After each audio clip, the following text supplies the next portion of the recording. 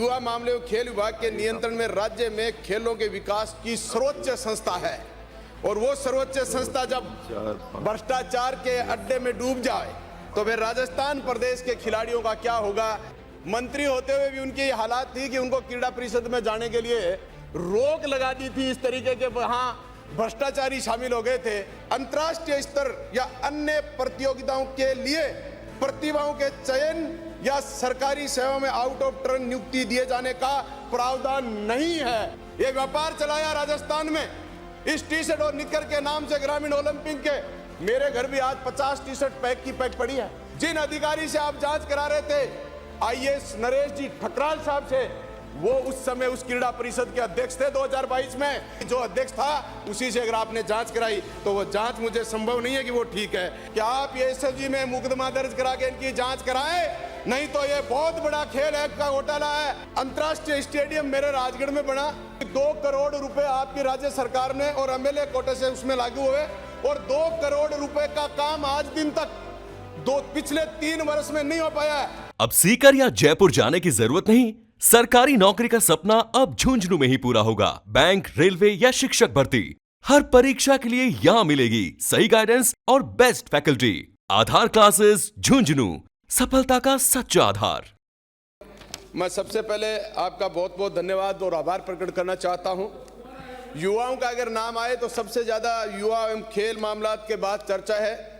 सबसे पहले राजस्थान में राज्य क्रीड़ा परिषद राजस्थान संस्था रजिस्ट्रेशन अधिनियम 1958 अंतर्गत एक पंजीकृत संस्था है और युवा मामले और खेल विभाग के नियंत्रण में राज्य में खेलों के विकास की सर्वोच्च संस्था है और वो सर्वोच्च संस्था जब भ्रष्टाचार के अड्डे में डूब जाए तो फिर राजस्थान प्रदेश के खिलाड़ियों का क्या होगा, इस पर अच्छा विचार किया जा सकता है। मैं सबसे पहले कांग्रेस पार्टी के पूर्व मंत्री अशोक जी चांदना ने आज इस पर मांग संख्या 26 पर चर्चा शुरू करी।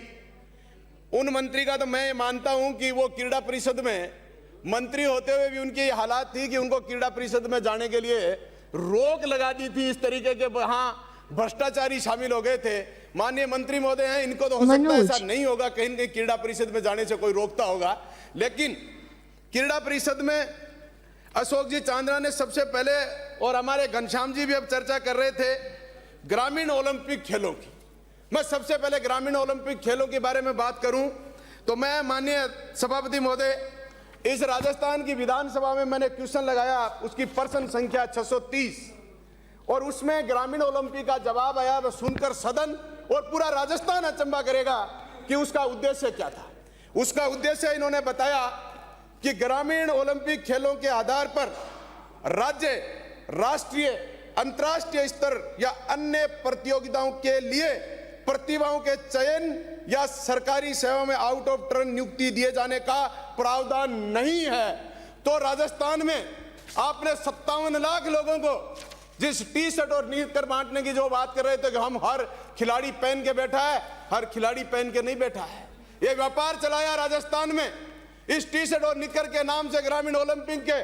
मेरे घर भी आज 50 टी शर्ट पैक की पैक पड़ी है और पूरे राजस्थान में मैं मांग करता हूं मंत्री महोदय से, ये टी शर्टें जिन शिक्षा विभाग के माध्यम से बंटवाई गई, अगर आज भी मंत्री महोदय अगर पूरे राजस्थान में आप शिक्षा विभाग से आंकड़े ले लो कि किस किस को टी शर्टें वितरण करेगी, कितनी आपको दीगी, कितनी आपने वितरण करी, वापिस मंगाओगे तो लाखों की संख्या में आपको मिलेंगे। माननीय मंत्री महोदय, आपने मेरे इस प्रश्न के जवाब में जांच करवाई और जांच आपने करवाई वित्त विभाग से और वित्त विभाग में उस समय जिन अधिकारी से आप जांच करा रहे थे आईएएस नरेश जी ठकराल साहब से, वो उस समय उस क्रीड़ा परिषद के अध्यक्ष थे 2022 में माननीय सभापति महोदय।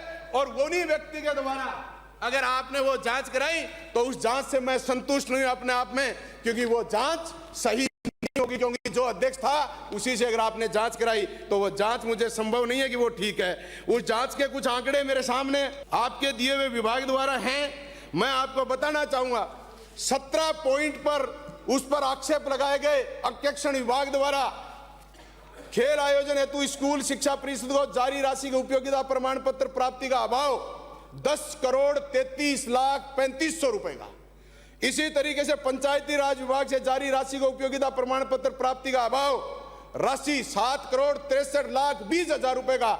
माननीय मंत्री महोदय, मैं आपसे दोबारा चाहता हूं कि आप ये एसएसजी में मुकदमा दर्ज करा के इनकी जांच कराएं, नहीं तो ये बहुत बड़ा खेल है का घोटाला है। और क्रीड़ा परिषद में आज भी मैं मांग करता हूं कि आप सरकार के जनप्रतिनिधियों के माध्यम से सरकार क्रीड़ा परिषद के अध्यक्ष का चयन करे और उस क्रीड़ा परिषद के मुख्य खेल अधिकारी के रूप में जो लोग बैठे हैं वो उस पिछले भ्रष्टाचार के कॉलम में उस दंपति परिवार से हैं जिन्होंने इस राजगीर स्थान को खेल के नाम से बदनाम करने का काम किया था। इसलिए आपसे मैं कहना चाहता हूं कि इसकी जांच बड़े स्तर पर कराने का प्रयास करें। मैं दूसरा, नेटबॉल एकेडमी की मेरे विधानसभा क्षेत्र में मैं नेटबॉल की एकेडमी की आपसे एक मांग भी करता हूं और एक नेटबॉल के बारे में आपसे हमने खुलासा भी करना चाहता हूं।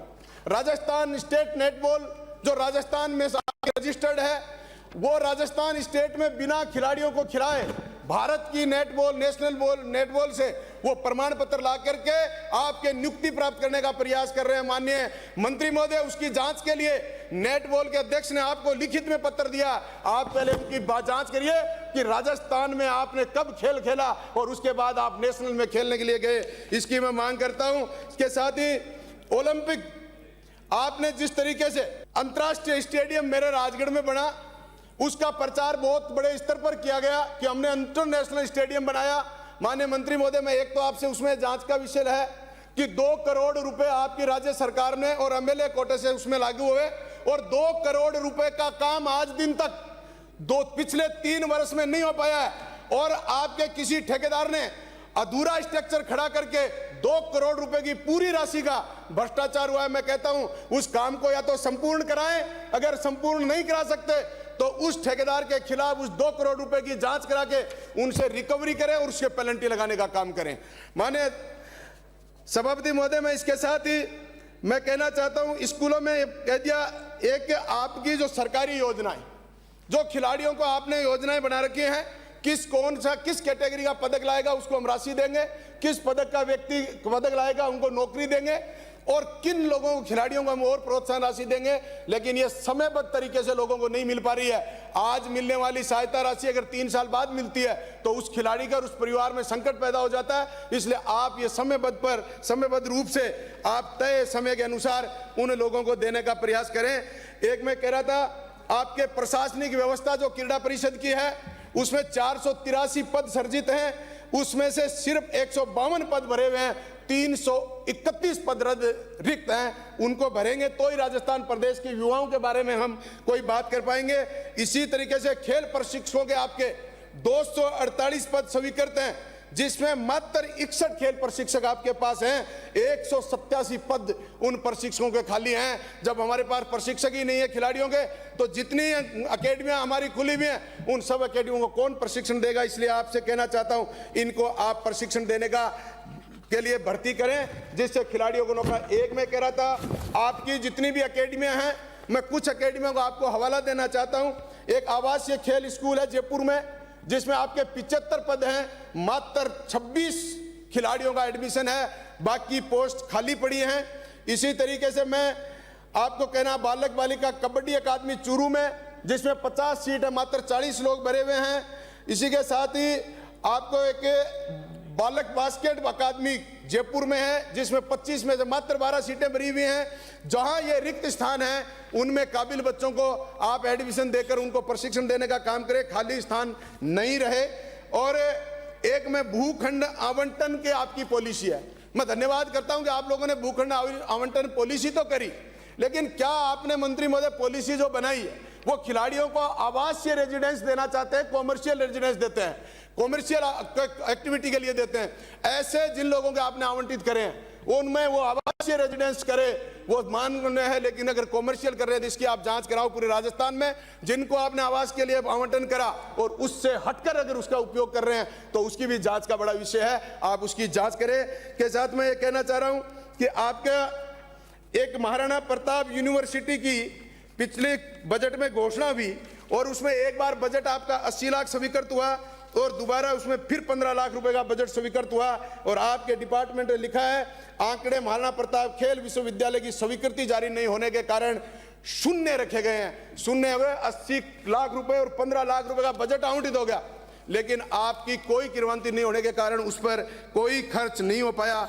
माने 2 मिनट में सभापति महोदय, माने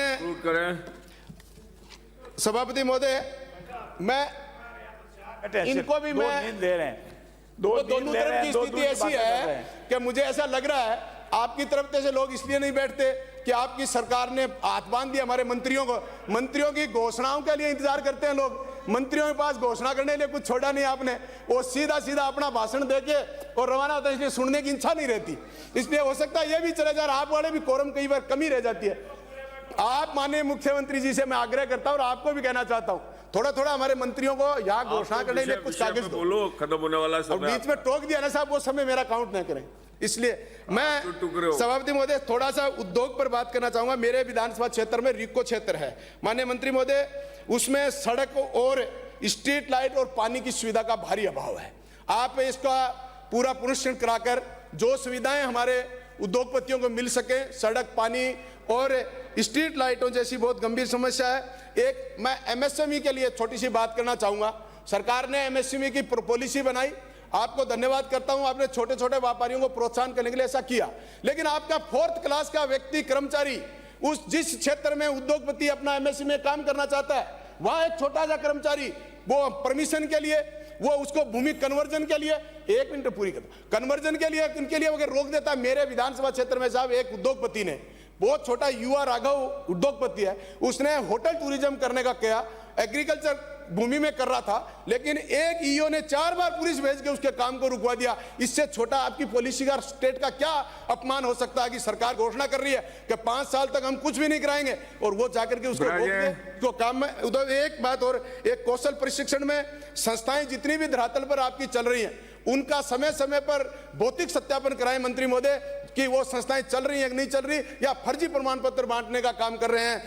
जिसको पटाखा फैक्ट्री में जिस तरीके का एक मामला हुआ बहुत बड़ा है, इस तरीके की फैक्ट्रियों की भी जांच कराई जाए कि कहीं को अनुमति किसी और चीज की और उद्योग कोई और चला रहे हैं, इस उद्योगों को भी आप रोकने का काम करें। एक मेरे शेखावटी क्षेत्र चूरू जिले में हैंडीक्राफ्ट का बहुत बड़ा व्यवसाय और व्यापार है, लेकिन बाजार नहीं होने के कारण, व्यापार नहीं होने के कारण उनको बेचने में भारी दिक्कत आ रही है। उनको बाजार विकसित कराएं और लोगों को लाभ मिले। धन्यवाद सभापति महोदय, आपने मुझे बोलने का अवसर दिया। अशोक कुमार को